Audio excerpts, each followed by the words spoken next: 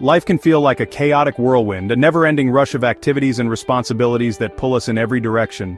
We are constantly bombarded with information, demands, and expectations. Our phones buzz with notifications, our inboxes overflow, and our to-do lists seem endless. In this maelstrom, it's easy to lose sight of our inner peace. We often find ourselves feeling overwhelmed, anxious, and disconnected from what truly matters. Maintaining that inner peace is not selfish, it's an act of self-preservation. It's about finding moments of calm amidst the chaos, moments where we can reconnect with ourselves. When we are grounded and balanced, we can better navigate the complexities of life. We become more resilient, more focused, and more capable of handling whatever comes our way. We make sounder decisions, we handle stress more effectively, and we show up as our best selves in our relationships. Our interactions become more meaningful and our connections deeper. Think of your inner peace as a sanctuary. It's a sacred space within you that offers refuge from the external noise and turmoil. It's a place you can retreat to, a source of strength you can draw upon. This sanctuary is where you can recharge, reflect, and rejuvenate. Protecting this sanctuary is paramount. It means being mindful of what we allow into our lives and setting boundaries to safeguard our peace. It requires awareness, intention, and the courage to set healthy boundaries, saying no to what doesn't serve us, and yes to what nurtures our soul. Just as you wouldn't allow someone to trash your home, you shouldn't allow anyone to disrupt your inner peace. It's about respecting yourself enough to protect your well-being. This guide will explore practical ways to identify and manage interactions with people who disrupt your peace. We'll delve into strategies for maintaining your sanctuary amidst the demands of daily life. It's about understanding your energy and making conscious choices to protect it.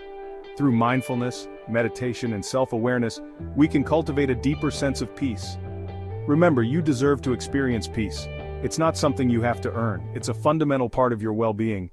It's not a luxury, it's your birthright. Embrace it, protect it, and let it guide you through the whirlwind of life. We've all encountered them, those individuals who leave us feeling drained, depleted, and emotionally exhausted. They seem to have an uncanny ability to sap our energy, leaving us feeling like we've run a marathon after just a short interaction. These people can be found in every walk of life, from our workplaces to our social circles, and even within our own families. These are the energy vampires, and they come in many forms. They might not even realize the effect they have on others, but their presence can be incredibly draining. Understanding the different types of energy vampires can help us identify and manage our interactions with them more effectively. They might be chronic complainers, always focusing on the negative. These individuals have a knack for finding the cloud in every silver lining, and their constant negativity can be contagious, pulling us into their vortex of despair.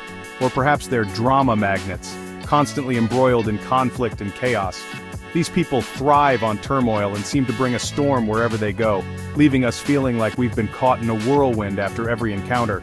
Some are narcissists, demanding constant attention and validation.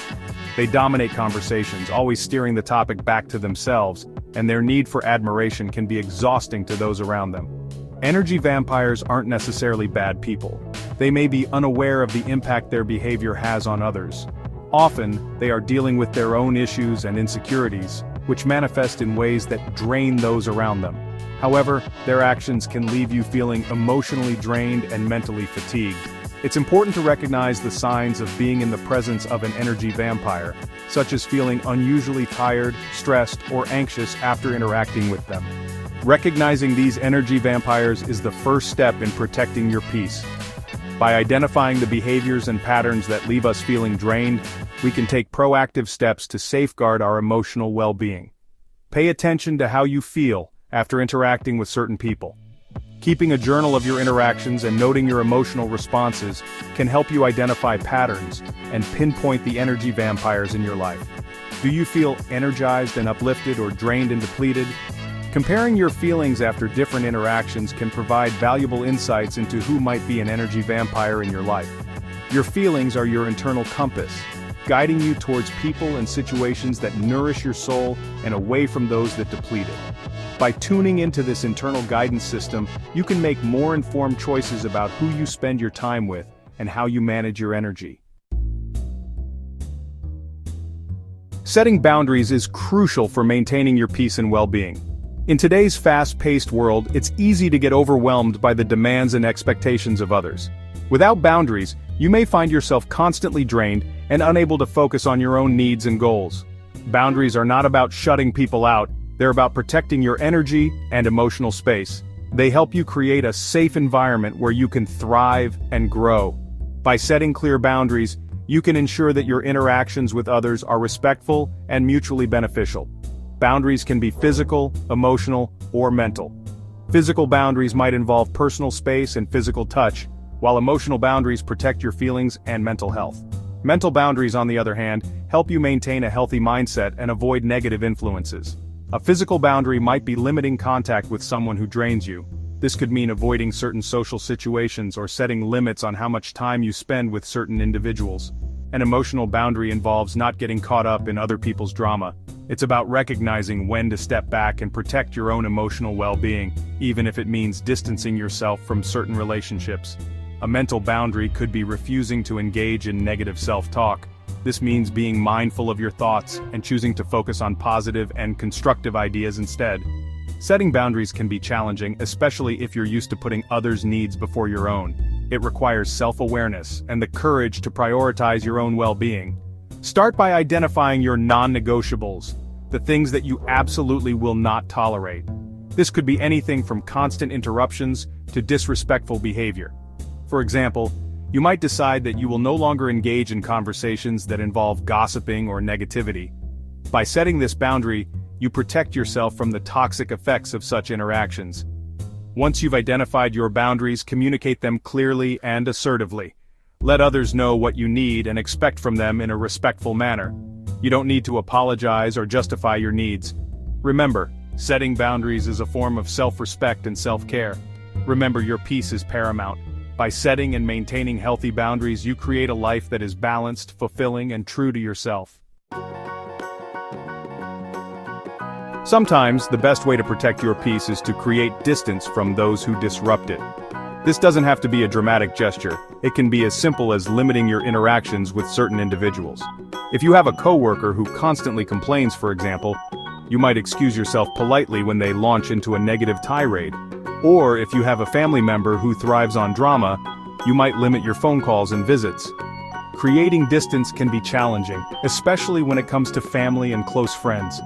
Remember that you're not obligated to endure toxic behavior from anyone, regardless of your relationship with them. You have the right to protect your peace, even if it means distancing yourself from people you care about. Section 5. The Art of Self-Nurturing. Protecting your peace isn't just about avoiding negativity, it's also about actively cultivating positivity in your life. This involves engaging in activities that nourish your soul and bring you joy. Self-care is not selfish, it's essential. Make time for activities that fill your cup and leave you feeling refreshed and rejuvenated. This might involve spending time in nature, reading a good book, taking a long bath, or pursuing a hobby you love.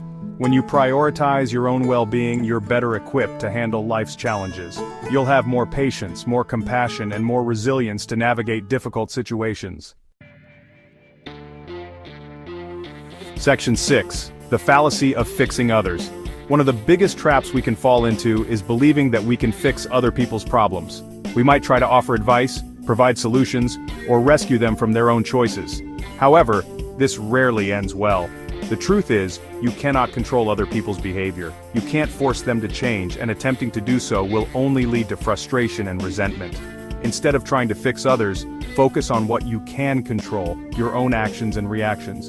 You can offer support and encouragement, but ultimately, each individual is responsible for their own choices and their own happiness. Section 7. Releasing the guilt of prioritizing peace. When you start setting boundaries and prioritizing your peace, you might experience feelings of guilt. You might worry about disappointing others or appearing selfish. Remember that prioritizing your well-being is not selfish, it's essential. You cannot pour from an empty cup. When you take care of your own needs, you're better equipped to show up for the people you care about in healthy and sustainable ways. Release the guilt and embrace the freedom that comes with prioritizing your peace. You deserve to live a life that feels good on the inside, not just one that looks good on the outside. Section 8. Embracing imperfection. Remember that creating a peaceful life is not about achieving some perfect state of zen. Life is messy, and there will be times when your peace is disrupted. The key is to approach these challenges with self-compassion. Don't beat yourself up if you have a bad day or react poorly to a situation. Acknowledge your feelings, learn from the experience, and move forward.